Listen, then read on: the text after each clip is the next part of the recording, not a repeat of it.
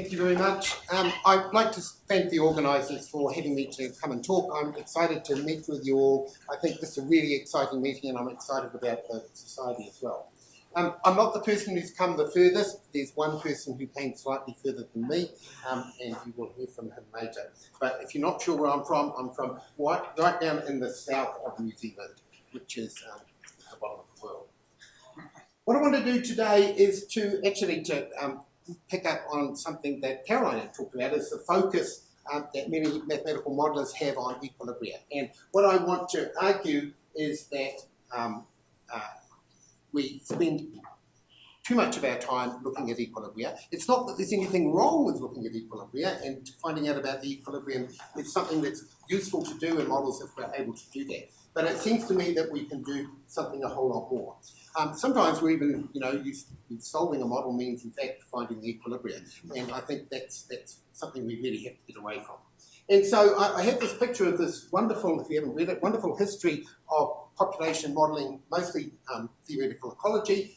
Sharon Kingsland wrote this book and went through a couple of editions, and in it she makes the argument that the mathematical ecologists in the 1960s and 1970s were very anti-history in their modelling, because they argued that history lacks generality, it's contingent. We've heard that word before, contingency. That's a bad thing because it makes everything unpredictable.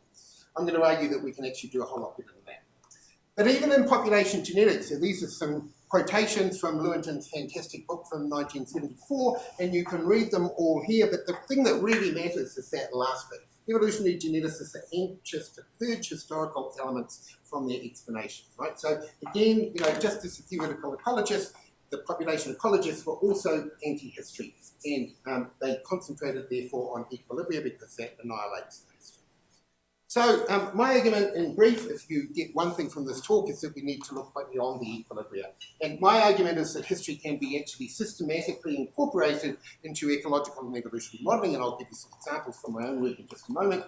And in particular, what's useful is in fact to differentiate between different ways in which history can impact our models. And that's what I mean by flavours. Right, so the flavours of history are different ways in which history can impact models, and I'm going to talk about at least 2-3 of those. If you want a short version of it, this is my COVID project. During COVID lockdown, I wrote this paper while all our family was stuck at home. Thank goodness our internet connection was a really good one. So I want to talk first about history as contingency. So what I mean by contingency, and maybe it's just a subset of what you mean, is the outcome of contingent events depends on what's already happened. So my argument is that we can systematically study it. And I want to give you an example actually from foraging theory. So Mark talked about foraging theory before. This is a slightly different aspect of it, but many of you will have heard of the ideal free distribution. If you haven't, it tells you something that's kind of obvious, which is that so these fish are consumers of the plant in the middle there, and the ratio, if you have a two-patch system, the ratio of the numbers on the left should match the resources ratio, right? So that's kind of obvious, that's what everyone should think would happen. But actually what you find when you go out and look in the real world is that you often get undermatching, right? So there's actually too many fish at the poor side and not enough at the good side. And so some theorists have been interested in trying to come up with explanations for why we find that. So one of those explanations is that we relax what's called the free assumption, which doesn't just mean the fish are free to go anywhere, it means the fish are free to go anywhere on an equal basis. And so one thing you can do is to say, let's suppose we have different classes of competitors. So we've got the big fish, and the big fish eat twice as much as the little fish. And if you look at this particular example here where you have 6 big fish and 6 little fish, there are actually 4 possible solutions that lead you to the ratio of the competitive abilities matching the resources. So it's a kind of variation of the ideal free distribution. So one of the questions that might come up is, which of those solutions is the one that you're likely to see? So one way to do that is to do some combinatorics, right? To say, well, how many ways can you organise the fish that you've got so that you've got that number on the left and that number on the right of the 2 different kinds? And it's just a simple matter of this combination. I'll use my hand. It's just a simple combinatorics exercise, and you discover that there are 90 ways that you can do that. So if you do that for all 4 solutions, what you find is there are 336 altogether, one of which is the one at the top, and the most frequent one you can see is this one down here, and that's an ideal free matching distribution. So if you didn't know about the differences, you would think of that as matching the ideal free distribution. So obviously this isn't going to work too well, right? But this is a very equilibrium-centered view. There's no history going on here. So what happens when you put some history in? This is pretty naive history, but let's suppose that the fish come along one at a time, and they choose a site. And then another fish comes along and it chooses a site, right? And that site is contingent on what has happened before. So, and you can have some swapping there. So what happens is here you've got your two sites, a fish comes along, it goes to that site, another fish comes along, it goes to that site, and eventually all the fish come along, and then there's a bit of swapping goes on, and you go and do that lots of times, right? Well, you could do that using a Markov chain system, but I'm a simulation kind of person, so I get some simulation. It doesn't matter, you'll get the same answer. And what you discover this time is that if you put some history in, then the most frequent outcome is this one here. And that one looks like undermatching, right? So you've got too many fish at the poor site and not enough at the good site. So that doesn't mean that that's the solution, right? That doesn't tell us that that's why we see undermatching. But it certainly makes it plausible that one of the reasons that you might see undermatching is to do with competitive differences. But you only see that if you incorporate some history into your approach. Okay, so I want to talk now about a different flavour of history. That was very equilibrium focused, right? I really only looked at the equilibria, the distribution of equilibria, and used contingency to argue which of the equilibria we were going to come out at. Right? So this system here has a different kind of flavour of history. And it's where the system can be constructed over time. And those constructed systems have parameters that have been selected, and they might be rather unusual parameters. So let's have a look at an example from population genetics, and this is my great-grandfather in academic terms, and he asked the question that we're still kind of answer as population geneticists, which is why do we see so much variation, genetic variation in natural populations? And Dobzhansky's answer, of course, was that it was maintained by balancing selection. And his favourite kind of balancing selection, as you all know, was heterozygote advantage. So that argument was done some damage by his academic son, Dick Lewington, in a paper in 1974 in genetics. And he asked a relatively simple question. If you take a single locus model that has n alleles, and you just use the bog standard constant viability selection model, what proportion of parameter space leads to all of those alleles being maintained? And that's what I'm going to call the potential for selectively maintained polymorphism. And so we know what the answer is for n equals 2, right? For n equals 2, you have to have heterozygote advantage. And you have 3 fitnesses, so the chance that the heterozygote's biggest one is 1 in 3, right? If you go and look at more than 3 alleles, there's no easy heuristic for what's going on. And so what you do, as Lewington did, you do some simulation, and this is his result. So this is the number of alleles in your system along the x-axis there, and this is the proportion of the 100,000 fitness sets that maintain that number of alleles. So this answer here is a third. This answer here turns out to be about 4%. And you can see, because we've got a log scale on the y-axis here, that that proportion declines precipitously as the number of alleles goes up. And in fact, in 100,000 fitness sets with 6 alleles, he couldn't find a single one that maintained all 6 of those alleles. So people interpreted that result in a number of interesting ways. In particular, that selection cannot maintain the observed standard variation. And there's lots of people who have made that claim. That claim's a logical fallacy, of course, because the proportion, the magnitude of a particular fraction of parameter space, what I'm calling the potential, those probabilities that Lewington found here, doesn't tell you anything about the likelihood that real parameters appear. It just tells you that those parameters are particularly special parameters, and those particularly special parameters might have been arrived at through a process that involves history. And so the question that I asked is, can you construct selectively maintained polymorphism easily? I apologise, I'm slightly jet lagged. So I ran some simulations where I started with 1 allele, I ran them for 10,000 generations, and each generation I introduced a mutation that had random viabilities, not very realistic ones, and iterated what was going on, and most of the time, of course, that new mutation drops out, goes to extinction. And what happens? Well, here's a typical run. This is time along the x-axis here, and this is the number of alleles. We started down at 1. My graphing program isn't all the best, but pretty rapidly you increase to somewhere between, I don't know, 3 and 9 alleles there. And over time, you can see that occasionally things go extinct. There's an invasion here, an allele gets in, and you end up with about, well, in this particular case, at 10,000 generations, you end up with 5 alleles. If you do this lots of times, you can generate a bar chart. Here's a bar chart with the number of alleles from 1,000 simulations, right? And what you can see here is that the mean of this distribution is bigger than any number that Lewontin ever found in his simulations, right? He couldn't find any with 6 alleles, 6 allele systems that maintained all 6 alleles, and yet we found more than a fifth of our simulations ended up with 6 alleles. Right? So clearly this historical process is very good at constructing polymorphisms, even under this highly unrealistic system of generating mutations. So yes, they're easily constructed. It turns out this conclusion is pretty robust. Right? If you look at frequency-dependent selection, if you change the mutational distribution of the fitnesses, you discover you can make them more realistic, you can change that. You can introduce structured populations, so some separation of populations with migration. You can put some genetic drift in. Basically, there's some differences, but they're quantitative, not qualitative. Basically, over time, you maintain or you generate these polymorphisms. So what we've got here are 2 questions. Right? The first is about the proportion of fitness sets that maintain polymorphism.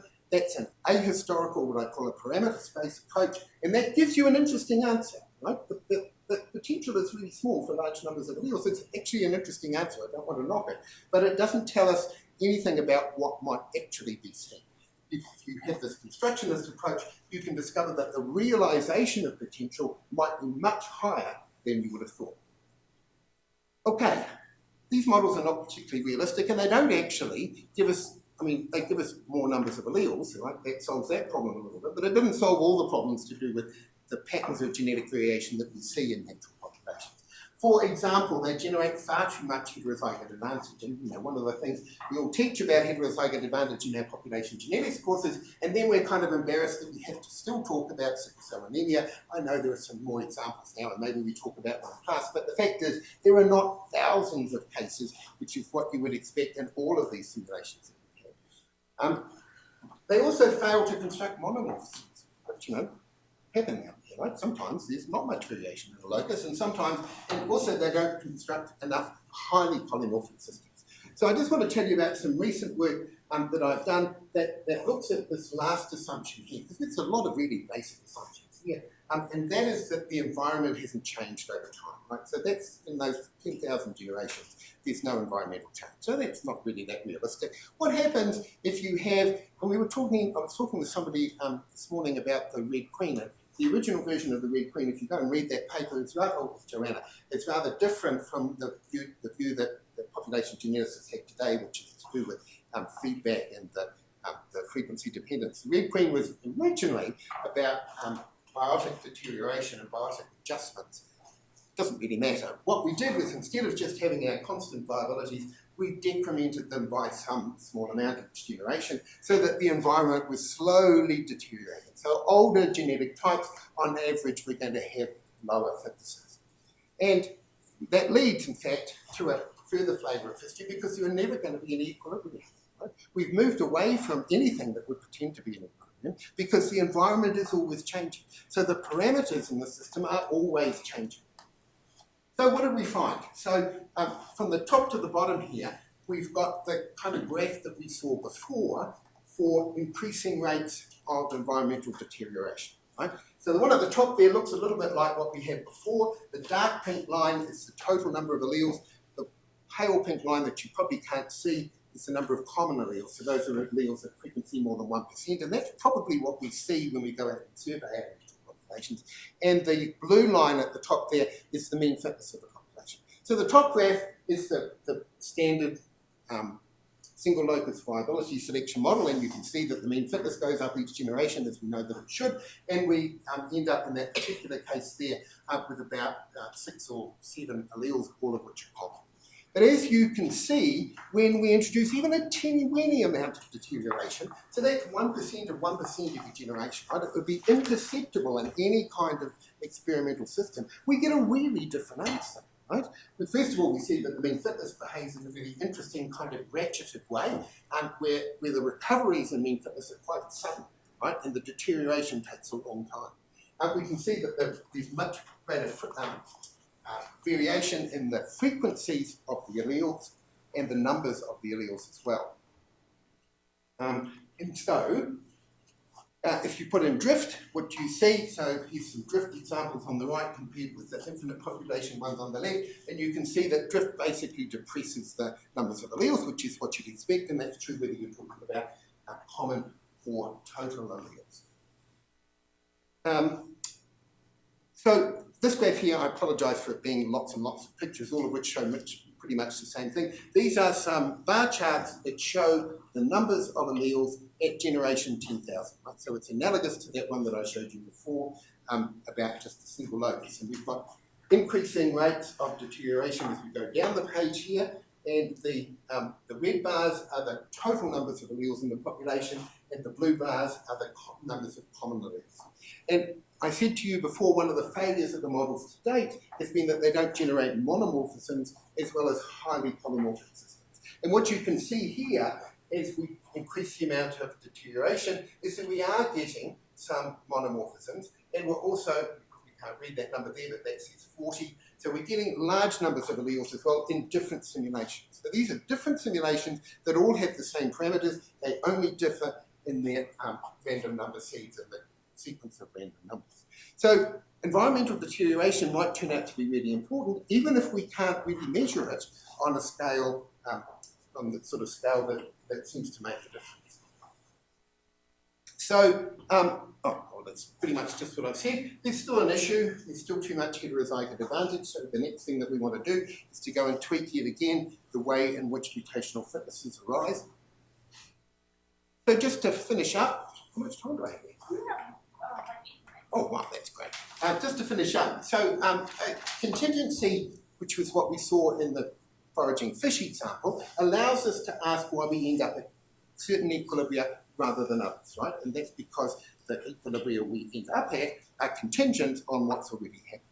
Construction is not really concerned so much about equilibria. It was the long-term behaviour that was the focus, right? So it's not like the equilibria in those models aren't important, but actually, if you ask me the question, of those polymorphisms at generation 10,000, how many of them were at a stable equilibrium? I don't actually think that's the right question, right? It might be interesting from a mathematical point of view, but it's not immediately obvious to me it's interesting from a biological point of view. And then the last bit where we saw the constant deterioration in the fitnesses is a flavour that I call turnover, where there is no equilibrium. The system keeps changing. We're quite happy with systems like that. The neutral theory is a model of turnover, right? There's constant replacement of the neutral alleles over time. So we're quite happy with that kind of model, and it doesn't focus on equilibrium. If you want to know about various other flavours, you can go and have a look at that paper. So my conclusion is that looking beyond the equilibrium improves our understanding of population biology in all sorts of ways. And those different flavours of history actually illuminate different things. And so we have to ask ourselves different kinds of questions about the history of our system in order to work out which of the flavours of history is going to make a difference to the models. I've had a whole host of students and postdocs. Their names are listed up there. I should point out Walter down the bottom here, whose paper just got accepted in G3, and I'm now going through some terrible negotiations about how not to pay for the page charges. My university has a great agreement not to pay the page charges. It's an agreement with Oxford, but the G3 people don't seem to know about that. We've had funding both from the Royal Society of New Zealand and from the Division of Sciences at the University of Otago. Thank you.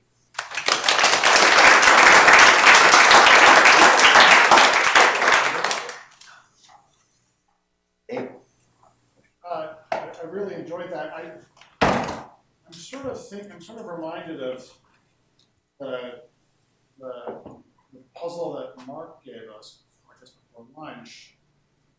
In the deterioration model, every allele deteriorates by a factor of D every generation. Yeah. well, every fitness does. Every All of the, because it's a diploid system. So okay. Yeah. So, but the allele, what happens in another kind of contingency is here's a new allele that enters the population with some fitness. Now selection has a voice in the matter. Is that captured in that deterioration model? In other words, is it possible that the alleles we see in natural populations are somehow, it's obviously true, that they're enriched by selection? So do the statistics that we see in nature somehow reflect that kind of contingency? Have you treated that? Not sure that I understand the question absolutely, but the system just behaves each generation with those new deteriorated fitnesses as the W's in the bog standard model, right? And it is true that an allele that's been in the population for some time, if it has high heterozygote fitnesses with a newly arising mutation, that would be drawn from that uniform 0-1 distribution. We did some other distributions as well, but the answer turns out to be remarkably robust to the distribution you draw them from. But does that answer your question? I don't know if I understand my question, so maybe I won't take any. But you're using evolutionary dynamics in your simulations. Those are bog standard selection among the alleles that are present. Yeah. Every new allele is not burdened by this deterioration. No, the new alleles are just drawn from the uniform 0-1 distribution. Yeah. But as I say, we did do some other distributions where we assume that each allele has a primary effect, and there's an interaction effect that means that that's how you get the diploid thing. And if the primary effect, so the fitness is a weighted sum of the two primary effects and the interaction effect, right? And if you weight the primary effects enough, you don't get any heterozygote advantage, right? Because every fitness is simply the average of twice the average of the two primary effects. So maybe I misunderstood this, but I was expecting you to talk about history in a slightly different way. I mean, when people use the word equilibrium, they often mean at least one of two things. One of them is sort of a fixed point, which I think is how you're using it, but the other is as an asymptotic calculation. And if I understood you right, everything you did was asymptotic in the end. So if you look at the deterioration case, it settles down to some long-term behavior, asymptotic behavior. So there's a sense in which the history is now washed out there as well. And I wonder if you could say something about that, and maybe the role of what you might call transience, actually, which is really a history. So that's why I talked about that last model as being history of turnover, which is what I also think the neutral theory is, right? So the genetic constitution of the population is forever changing, right? So you don't reach an equilibrium where the alleles are there at some point, as you do in heterozygote advantage, for there in a day, right? So there is a kind of equilibrium, but it's to do with the level of variation. It's not to do with the genetic constitution of the population. So if you focused on that, yes, there's a kind of equilibrium, or there's a distribution of values that'll have a mean. And so to that extent, you're right. I suppose I use equilibrium in the terms of, the population isn't changing anymore, as it doesn't, say, in the models of heterozygote advantage.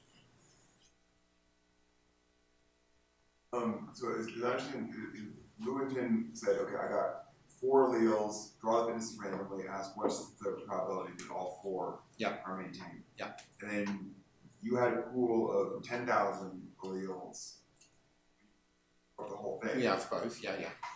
So do you know what if Lewontin had just done exactly what he had done, but say, I'm going to start 10,000 alleles, and I make a histogram of how many are maintained?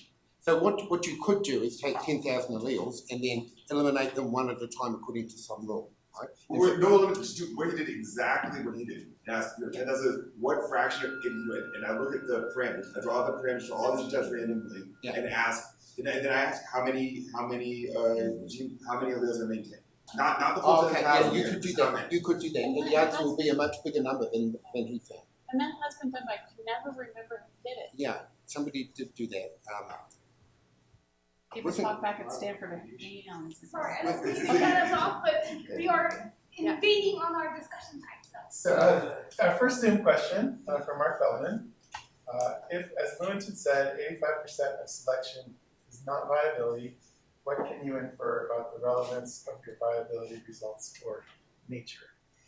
That's a great question, Mark. Thank you. I mean, that's right. I mean, you could look at other models of selection. We want to look at fertility selection. My guess is that the answer will be the same. I mean, I was really amazed that essentially we get the same kind of result no matter what kind of selection model we use and no matter what kind of mutational distributions we use. It doesn't matter whether you put genetic drift in. So I don't know the answer for sure, but my guess is that other kinds of selection are going to give you, qualitatively the same kind of answer. So that is our break. After the break, we have the bigger picture discussion. Do you want to come back in here? Yeah, we'll start in here for the 3:30. So thank you to everyone for all of